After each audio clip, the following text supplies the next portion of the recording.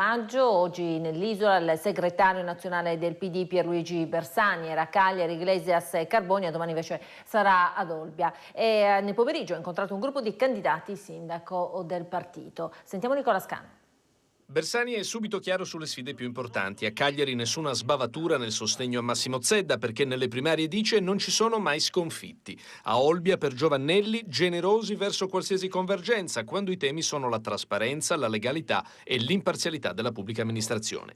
In generale, sottolinea Bersani, il voto sarà una sorpresa. Io sono molto fiducioso, e qui in Sardegna in particolare, perché ci sono tante buone ragioni per sostenere candidati nostri, nostre liste, ma insomma c'è anche una ragione in più. Su queste elezioni può venire un segnale alla Sardegna e al Paese che le cose così non vanno. Dalla legge elettorale fino all'energia, 7 o 8 punti, dice il segretario nazionale, che costituiscono il progetto per il dopo Berlusconi. Bersani la chiama ricostruzione, col PD che guarda a tutte le forze alternative. Io credo che serva un centro-sinistra che si compatti e il Partito Democratico deve essere protagonista di questo.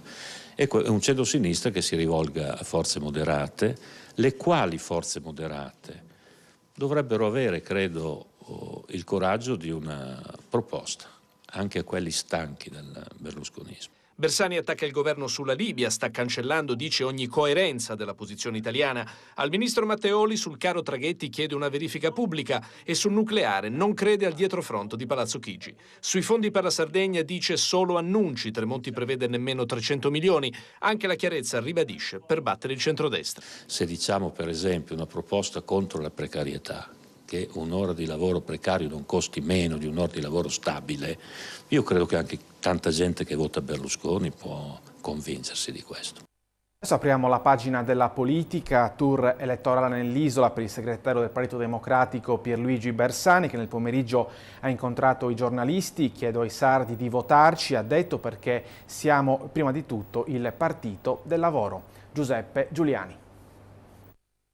L'introduzione del segretario regionale Silvio Lai, il centrodestra dice sta cercando di recuperare con le visite dei ministri e gli accordi dell'ultima ora, ma sono 2 anni che governa la Sardegna e ha fatto solo promesse. Poi la parola passa a Bersani, che spiega alcune ragioni per votare i candidati del centro-sinistra in queste elezioni. Io intendo che il PD venga percepito, perché è così, come il partito che mette al primo posto dei problemi di questo Paese il lavoro.